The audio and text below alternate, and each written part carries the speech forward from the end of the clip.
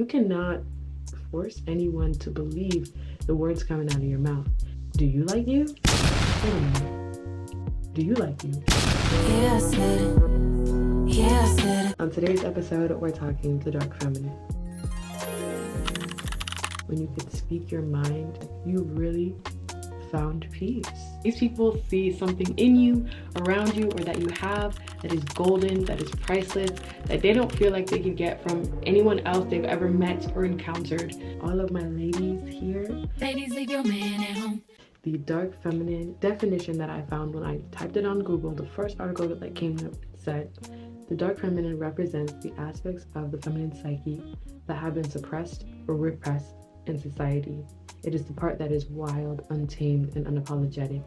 It is a part of us that is angry, fierce, seductive, and powerful. And it goes on to say more. But my definition of that is our expression when we realize that what we've attracted doesn't or no longer resonates with us.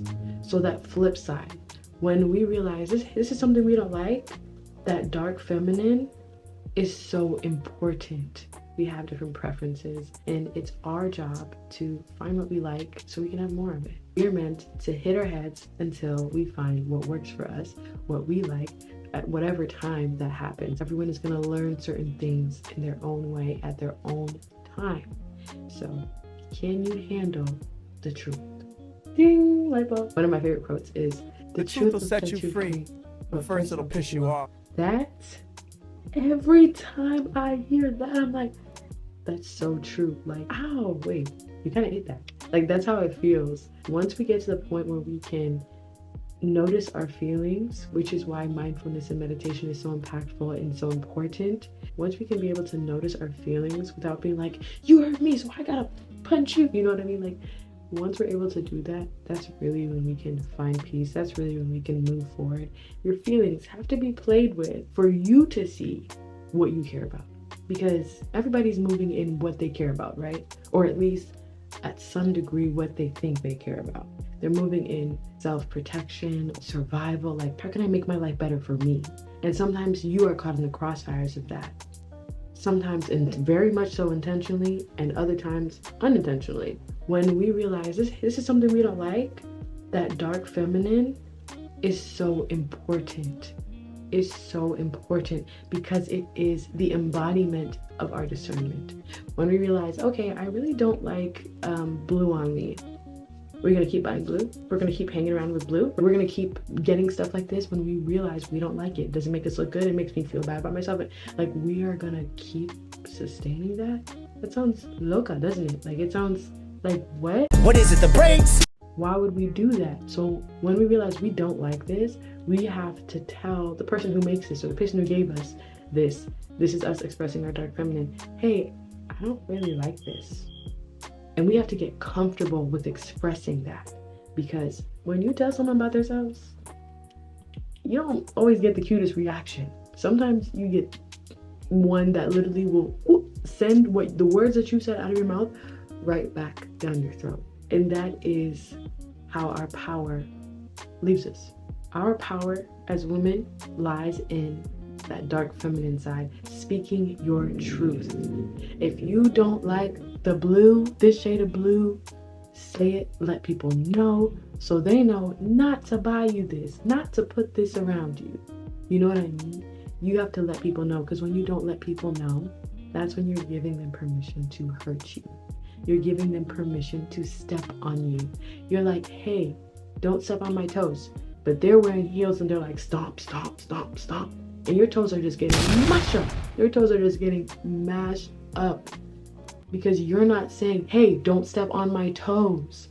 That's what we're here to do, is learn how to balance everything. Not to be like, oh my God, yes, I like you. But to also be able to say, actually, I don't like you. I don't resonate with you. And be okay with that. And not be like, dang, man, well, what if they don't like me? Then do you like you? Wait a minute. Do you like you? Yeah, I said it. Yeah, I said it. Who goes to sleep with you? And you know what I mean. Stop. Not your boyfriend, your girlfriend, or your dog. I'm talking about you. Who goes in the, let me not even say who goes in the shower with you, because then it's going to be a whole different video. When we find out, now we got to let people know. That is our job, is letting people know and not being afraid to do so. And every day we're learning. Every day we're learning. So giving ourselves the grace to do that as well. So telling people what they can do to better serve you, which thus results in self-acceptance. This means that you can say, I don't like you, or I don't like this, and recognize within yourself, okay, I'm still a good person. I'm still this. You can still appreciate those things without yourself. You are therefore taking away the permission from people to hurt you. The permission from anyone to hurt you, be it your family, your friends. You're saying, hey, I'm free. So it really doesn't matter. I just know I don't rock with this. That's it. You know, it's not anything personal, but you cannot change how people feel. You cannot change how they perceive you. You cannot force anyone to believe the words coming out of your mouth. It is up to you to be like, hey, I believe me. So that's good enough. And I'm cool with that. Excuse me, move, motherfucker, you anywhere? On my fucking way.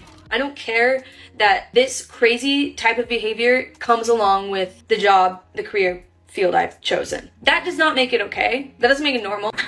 What the heck? Are you serious? You go home there. You just hit my mom. I didn't hit your mom. Yeah, you hit I'll my never mom. disrespect your mom. So an example of this is like, let's say you're a super social person, you love to be the life of the party, so you're like, okay, I'm gonna throw a housewarming party, I'm gonna throw a little shindig, just a private invite only party. And let's say you throw this party, and one of your friends is also a social butterfly, and she decides to invite other people. So your small, intimate social party turns into a rager. So now you're sitting here like, oh my gosh, well, I do like a good party, but like I really want this to be small. I'm really going through something right now. So now you're sitting here stressed, and this is where your dark feminine is like, you gonna say something or what?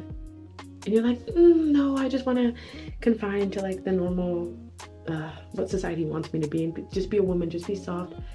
Yeah, I'm just gonna call it, gonna go to bed early. You guys just wash up, and I'll just, at the end of the day, what do you want? Do you want peace, or do you want popularity?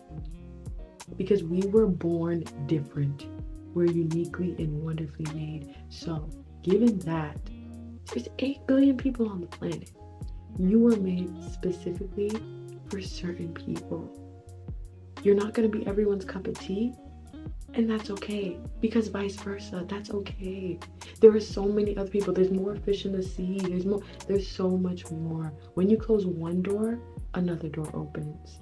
And all these sayings are not just sayings. These are literally sentiments that people have come to based off of the hurts and the hard experiences, the hitting their heads, the messing around and finding out.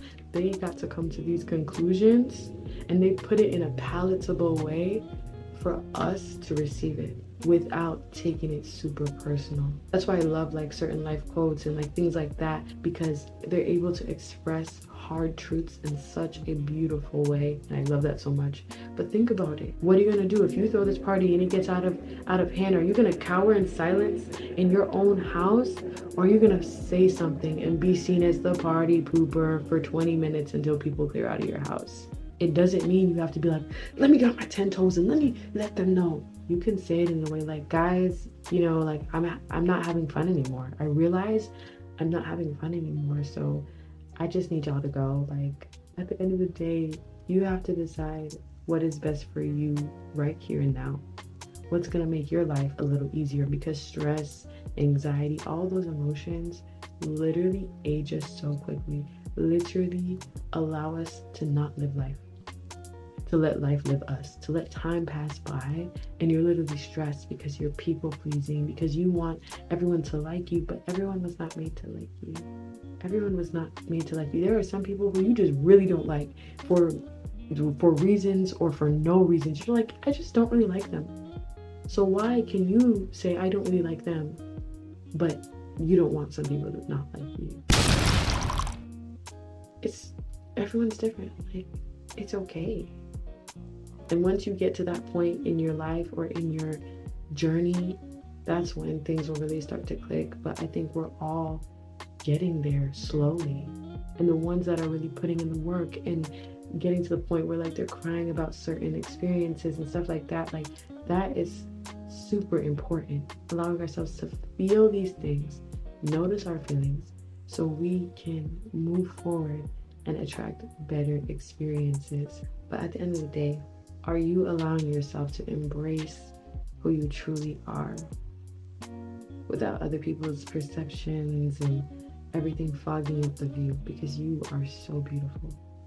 You are so unique. You are so kind. You are so compassionate. You have so many great things about you, and you deserve to be cherished for them.